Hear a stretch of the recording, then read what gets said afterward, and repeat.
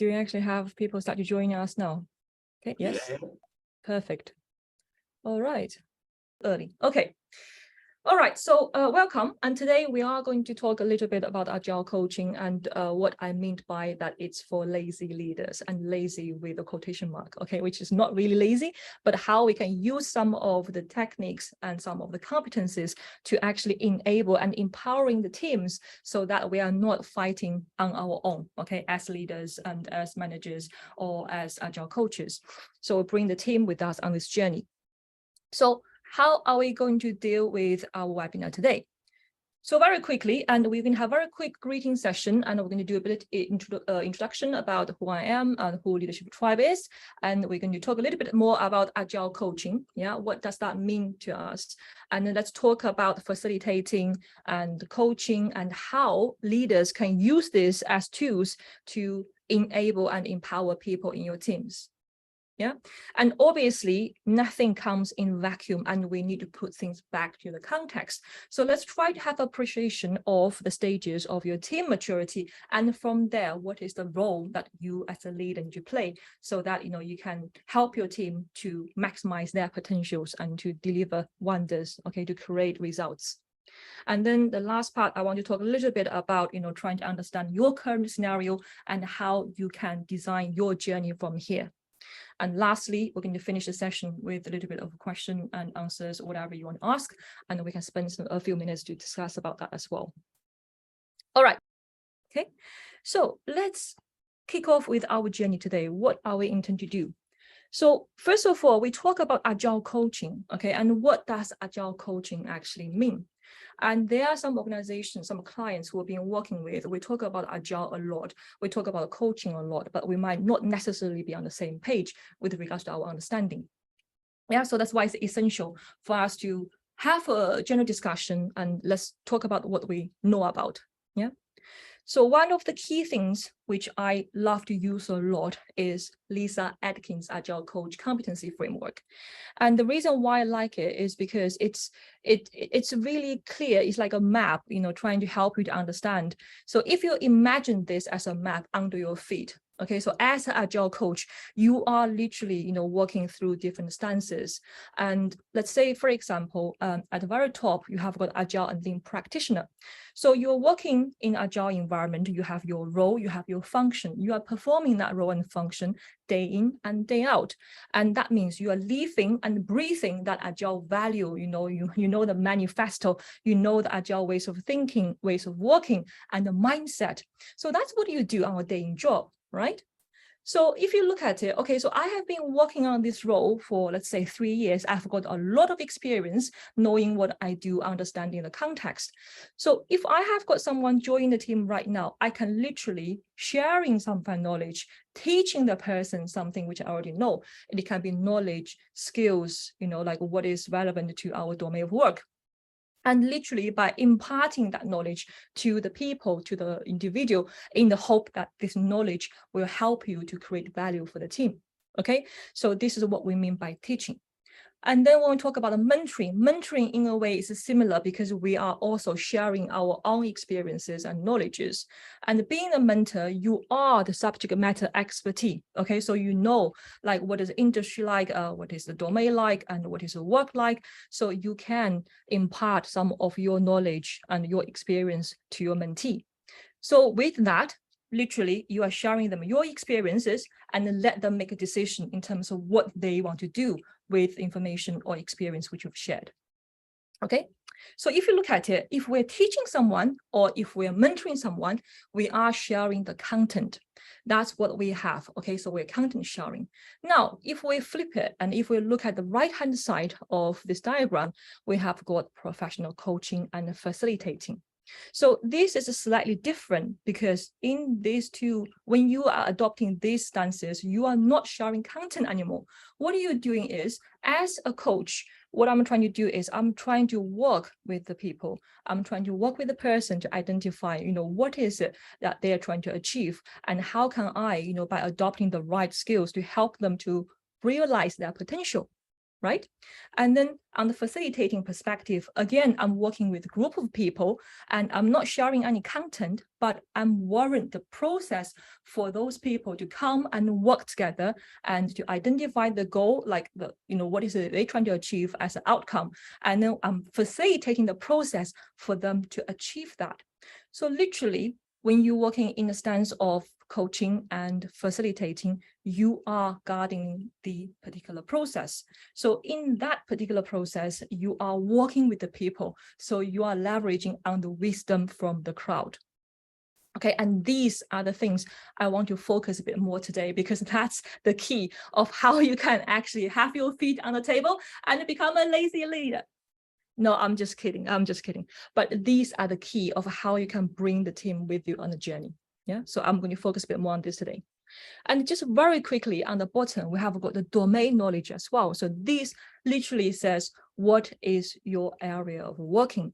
Some of us may work in a technical mastery domain, which means, you are either in your work involves the technical nature of the work. For example, software product development. And so you are working on the craftsmanship for the software, or you're trying to work on the design of the product, so on and so forth. So something technical. Or some of us may work in the business domain. So this is where we focus a bit more different on, like, for example, the strategies, the operations, the processes, innovation side of the business. Okay.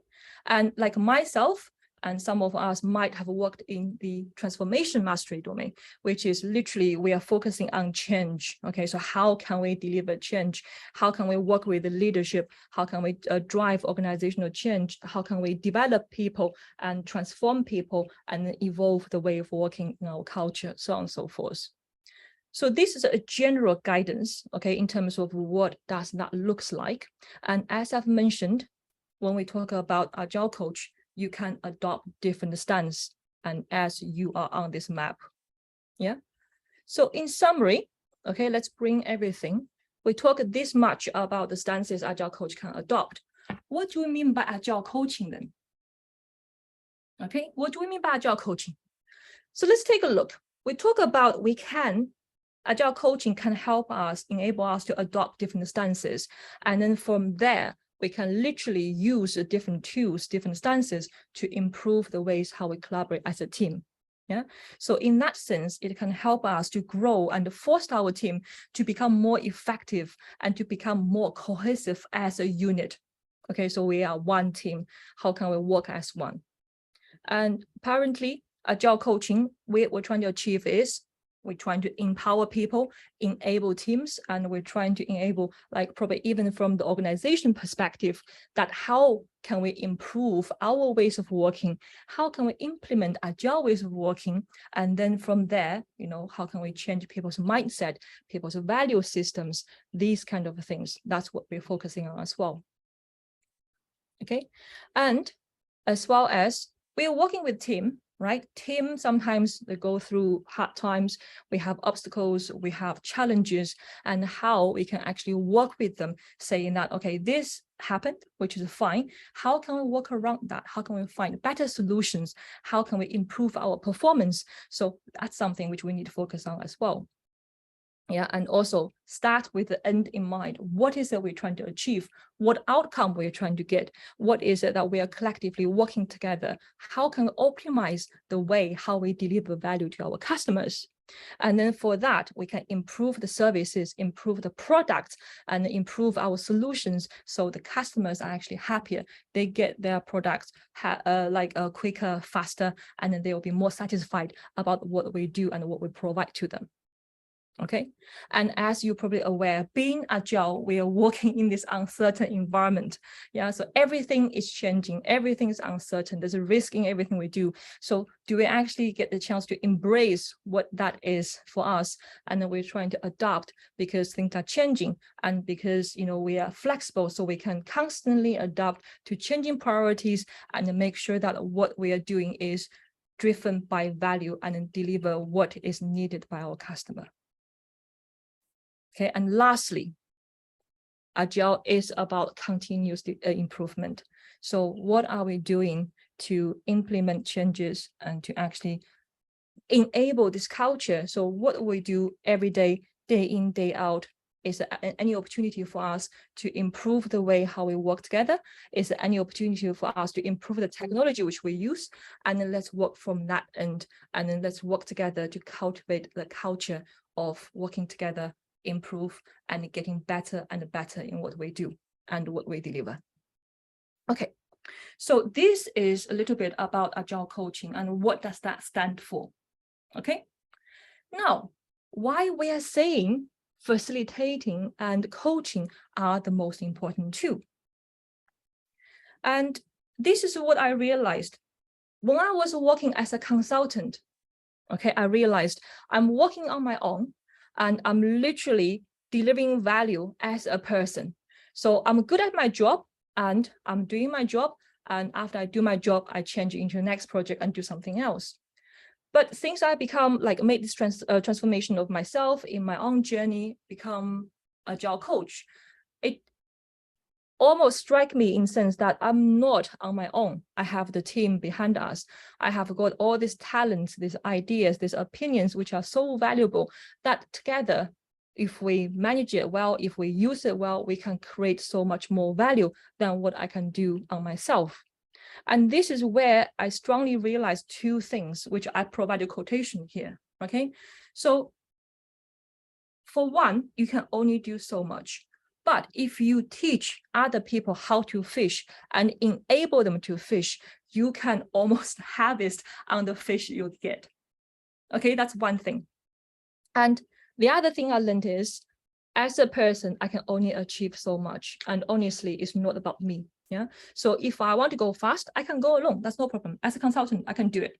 But if I want to go far, if I want to achieve bigger objectives, then I have to work with other people. And this is something where, once we create this collaboration, this team spirit, then we can really do magic and making things happen. So if you want to go far, you go together. So these are the two major takeaways from my transition from a consultant to an Agile coach. Okay, and I would recommend it as leaders, please remember this is something, which you have to basically running at the back of your mind. Okay, so on that note, I'm curious, we talk about the facilitation, we talk about the coaching. What does that mean to you? So I want you to think about it. If I'm throwing in the word facilitation, what does that mean to you? You can use the chat window to reply to me in terms of, when we talk about facilitation, what's the first thing that comes to your mind?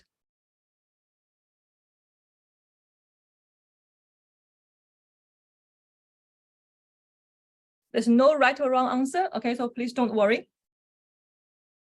It's just basically your opinion on what facilitation actually means.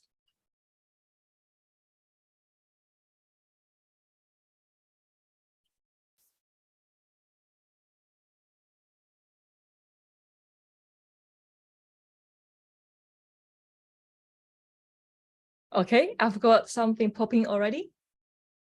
So moving the conversation in the right direction. Beautiful. Okay, asking questions. Okay, great. Anyone else? Anything else you can think of? Providing an enabling environment. Wow. You should be teaching me. Creating space for participants and leaders to collaborate, learn, and grow safe. Absolutely. We're trying to create that safety. Yeah. So where people can chip in and collaborate together. Beautiful. Thank you very much. So apparently there are different definitions in terms of what facilitation can actually mean, right? So we picked example here, which we think it actually speaks a lot of things. So one good definition, it literally explains, when we talk about facilitation, we are talking about a fluid process. Okay, so it's not concrete. We can adopt as we progress. So it's a fluid process where, in this process, we are using different tools, techniques, and activities. So this is how we can empower the people. We can make things clear. So we create clarity and we invite people to work together and collaborate. Yeah, and this is how people have commitment to the end goal. And then, we are working as a group to maximize our productivity. So this is what we understand as facilitation. Okay, great. So we have our understanding of facilitating is about owning the process, enabling people, coming together. Someone has rightly mentioned about creating a safe space and about asking questions. And literally, this is all about eliciting information from people, getting people to chip in, to contribute, and so that we can collaborate. Yeah. And on that note, let's move on. Let's talk a little bit about coaching. Okay, so if we check about the word coach in a dictionary, you probably will get two kinds of definition. The first type will tell you a coach is a bus, or it's a carriage, something used for traveling or for longer journeys. And the second type of definition will be, well, coach actually means, like sports tuition or training, or, like extra teaching, extra tuition, something like that. So if I were asking you, let's put that into context of coaching. Which definition do you think is better? Is it 1 or is it 2? Again, you can use the chat window, okay? Type in what you think, 1 or 2.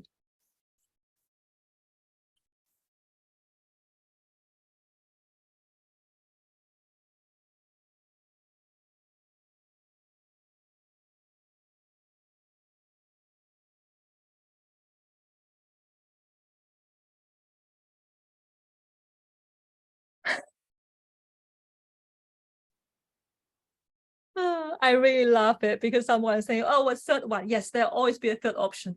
But for the time being, I have 2 options. And my ask is, which one is more closely aligned to your understanding of coaching right now? Then 2. Okay, so I think most of us in combination, 1, 2, 2. Okay, not quite sure. Okay, fine. All right. So ladies and gentlemen, right, if I were going to say you're asking us to pick one, I would go for 1. Okay, I would go for 1. Why 1? Because what we'll talk about coaching. Coaching, as I mentioned earlier, is not about passing on the content. It's not about teaching someone how to do something. It's not about passing the knowledge or skills to someone. And it is about a journey. How are we able to work together with the person in this particular journey, and with let the other person have control?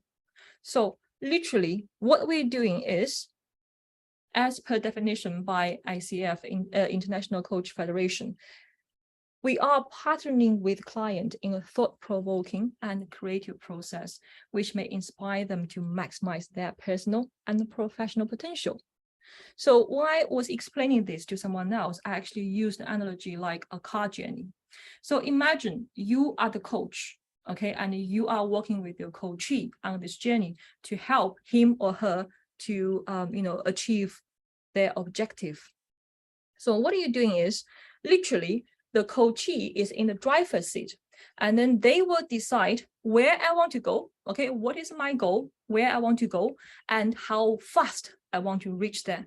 So the pedal, like the petrol brake, is under my feet. I have absolute control over my journey. And whereas you as a coach sitting next to the coachee, as like in the passenger seat, you are not there to drive on their behalf, but you are there to guide, to challenge, and to ask the questions, as someone has mentioned, to listen to their feedback, and also to provide observations. But the decision is never with you as the coach. Okay, so you are managing the process, but you are not managing the content. You are not directing them on the directions. Okay, so for you to do that, there are 3 key things. 3 key things. What do I mean by that? Okay, 3 key things to you be successful on that journey of being a coach. First of all, is about asking questions. So as a coach, one of the key skill is to use powerful questions to elicit information, to understand the insights, to help the coachee to raise self-awareness. And from there, they will be able to generate their own findings and, if anything, actions in terms of how they want to move forward. Okay, so this is a lot of things. We actually do this in a course called Agile Coaching course. And in that, we're going to explore a lot of details in terms of what that means and what the powerful questions look like. And then we're going to practice a little bit on that end as well. But for the time being, I just want to give you the knowledge. Yeah, if you're interested, you can always check out on powerful questions and how to use them. Yeah, and in terms of models as well. Okay, so we use questions, elicit information, we try to understand, perspective, so on and so forth. And then, coming with that is also the skills to listen. Okay, when I say listen, listening does not equal to hearing. It's completely different. When we talk about listening, we have got different levels of listening. Okay, I want you to reflect on your own experience when you are in the meeting or when you are talking to someone else. And will that be times where someone is talking, but your mind is probably miles away, thinking about, what I'm going to have a dinner, how I'm going to spend my time in the party tonight, or something which is completely irrelevant. Okay, it happens. So ultimately, when we're doing that, we are not listening to the person, we are listening to ourselves. And this is the very preliminary and the foundation level of listening. And once you learned about that, and then I realized, Ming, you're not listening to the person, really bad of you. Now put yourself back, let's focus. And then the next level is you are focusing on the person, what the person is actually saying. So this level, you are improving, okay, from the preliminary level to the focus level of listening, where you will be focusing on the person, trying to pick up all the information the person is trying to convey. And the ultimate level, which we are trying to reach to, is you are not only listening to what has been said, but also what has not been said, which means you are watching the body language, you are seeing how the person is reacting. So you are literally using your 360 kind of like understanding, observation. You see the body language, you see the facial expression, so on and so forth. So you're trying to pick up the message which is not being said.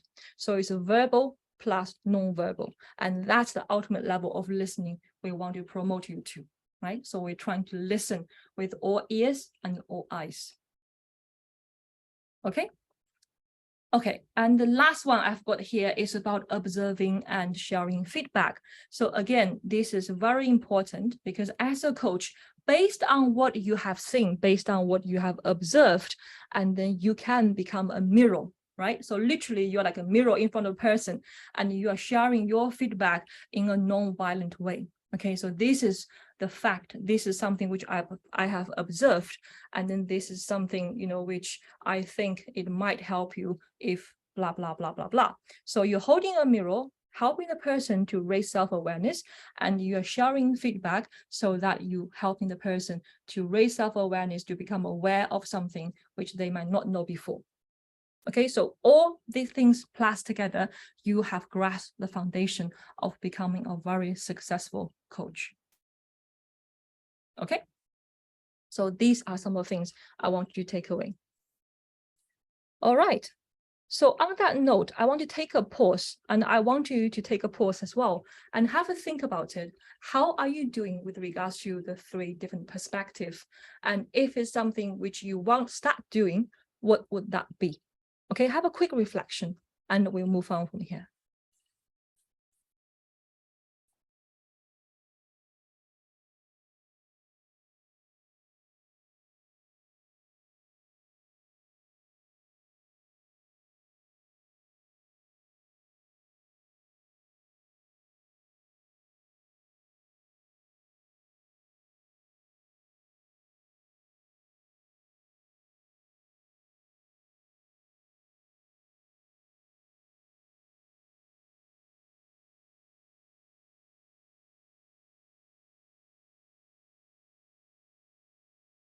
Okay, so let's continue with our journey.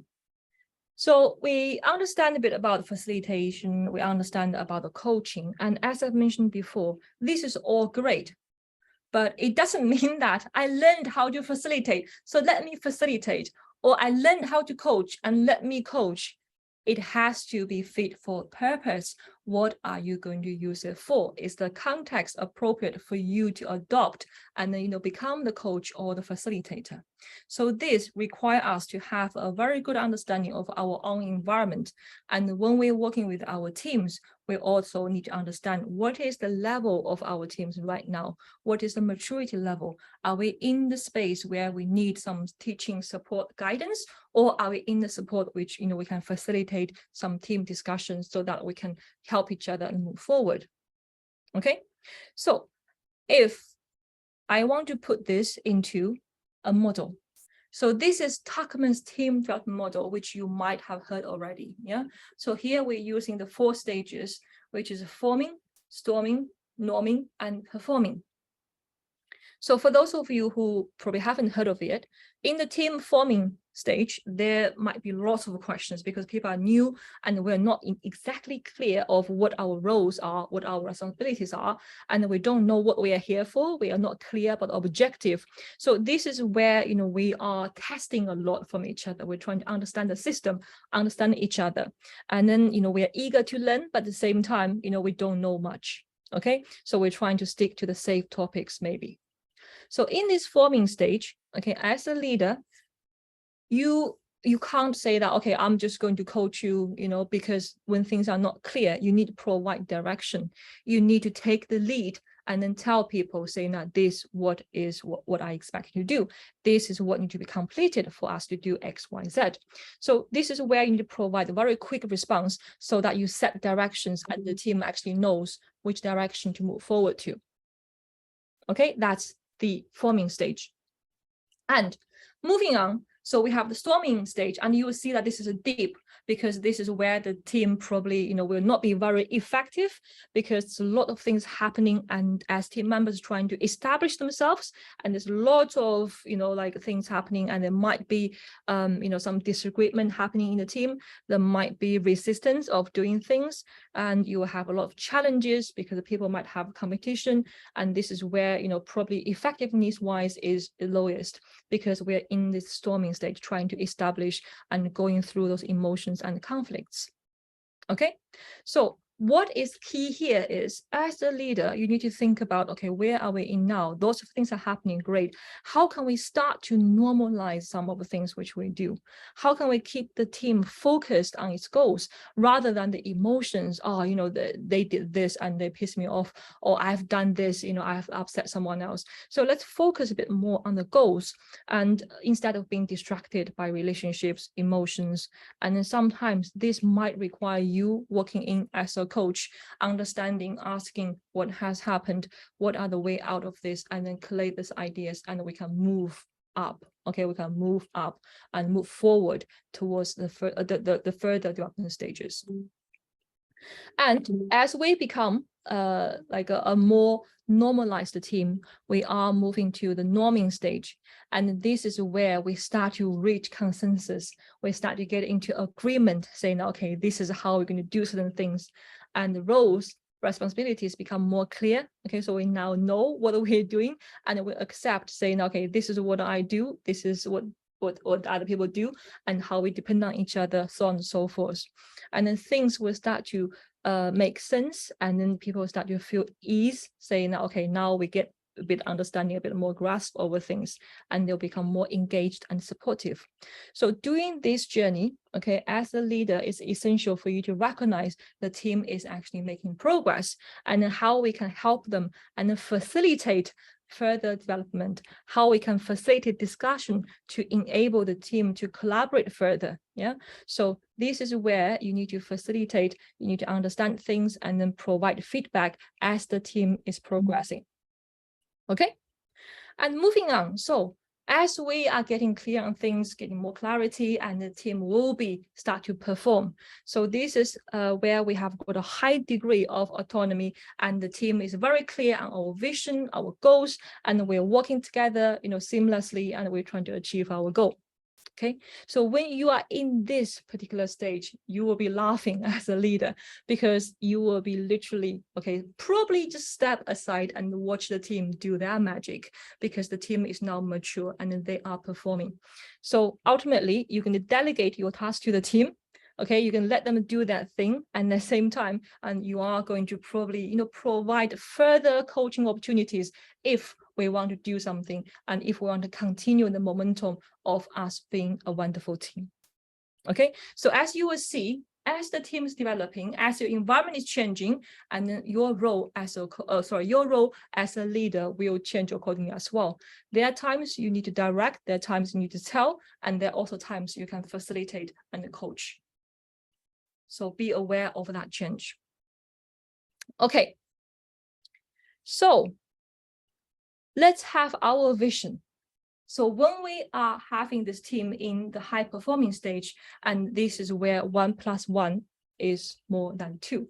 So when we have that high performing team, and as some of you rightly said, we have the safety. So psychologically, the team, the environment is safe. People are not afraid of making mistakes. We can try things and we can fall our faces and understanding it's okay, because we are in the stage of learning new things and we're testing approaches out, and we will eventually be there. And as a team, we are so good that we actually know what the purpose is, and we share the purpose, and we work as a self-managing and self-organizing team, because we are steering ourselves towards that goal. Okay, we don't need any direction from senior leaders because we are working on this on our own. We understand things, how things are working. We are working our best to achieve this goal and seeking opportunities to improve in the ways of doing. And this is where you will see people chipping the ideas, and we collate on the wisdom of the crowd, trying to identify what are the opportunities we can improve, what are some of the things which we can do better, and continuously driving that. Okay, and when things happen, when we don't agree, saying that, Ming, today I have a good idea in terms of how I can do this. Andy, you have got a different idea, and we have a conflict and we don't agree with each other. And that's fine, because all these healthy conflicts are necessary for a team to develop. Yeah, but the only thing is, given all that psychological safety, and we know what we're doing, and literally this is just a show of passion of we are trying to get things right. So it's nothing wrong about conflicts. So when we have that, okay, everything is great and everyone's committed. So we drive the team's success, and we are focusing on the collective outcome. Everyone and the team is empowered to do its job so that we achieve the high performing team. And this is where 1 + 1 is literally more than 2. Okay, so individuals, team comes with more power to achieve more. Okay, so on that note, okay, I want you to take another 30 seconds or so, just have a quick reflection on what you have heard so far. And if there's anything which kind of like give you some new idea or new inspiration or any action you would like to test out, then please make a note of it. Okay, so very quickly, 30 seconds.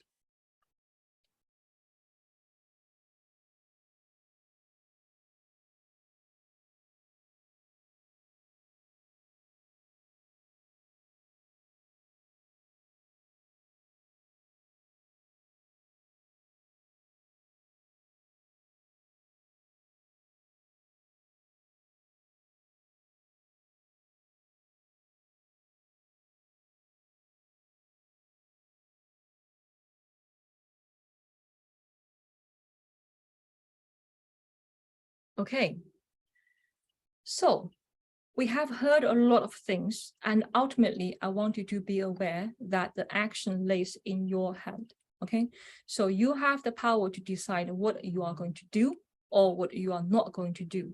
So for that, we do need to have understanding, and we need to design our own journey. So what does that mean? So here I have got a few questions for you. So literally that falls into 3 parts. The first part is trying to identify where are you now. Yeah, and then you need to have an understanding of where you want to be. Saying that as a leader, as a Scrum Master, as an Agile coach, what is it I'm trying to achieve? Okay, and then once we have the current state, the future state, then let's look at the journey. How do we go there? Okay, this is where we're looking at. So 3 sections, have a think of that. Where am I now? That including some understanding of your current situation, and a bit of self-awareness of your strengths and weaknesses, and also have appreciation of what are some of the external factors that will impact you. Yeah, and that will including something also, what are the resources, the help you can leverage on. So current state. Okay, and moving on to where you want to be. So trying to think about what is your longer term goals versus your shorter term goals, and trying to define success or happiness or whatever, what that keyword is for you. So where you want to be, how does that look like? And then in terms of what kind of person or what kind of lifestyle or what kind of state you want to be, and then have a think about those things, because that will help you to define your North Star. That will direct you in terms of the ways you choose. And once you have a clear understanding of the current state versus the future state, then let's look at how do I get there. So this will literally, let's have a plan. Yeah, let's look at what are the steps which you need to take to achieve your goals, and what kind of things or skills that you can develop or you can improve on. And for that to happen, what resources do you need? And let's also try to anticipate. So for me to do that, what are some of the challenges or the obstacles which I might face? And if anything, can I prepare myself for it? What are the things I can do to overcome them? And if I do need some support, what are these supports like? And who can I ask support from? So these will help you to better design your journey. Okay, so I want you to encourage yourself to have these questions done, and then have you to think about what are some of the answers are looking like. Because self-awareness, being able to understand you as a person, being able to understand you in the journey, this is critical for you to be where you want to be.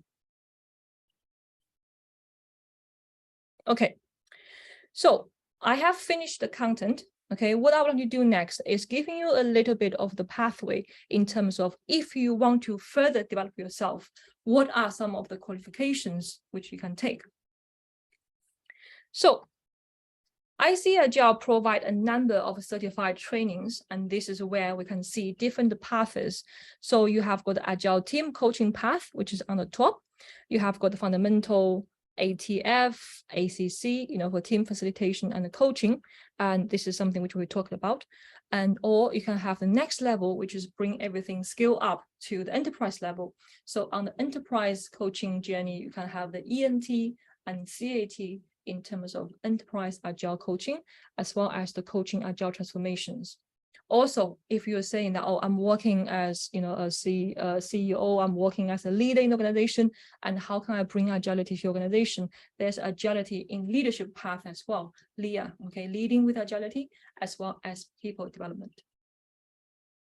Okay, so in that sense, I think we can wrap up today. So thank you very much for joining us. It's been absolutely a pleasure.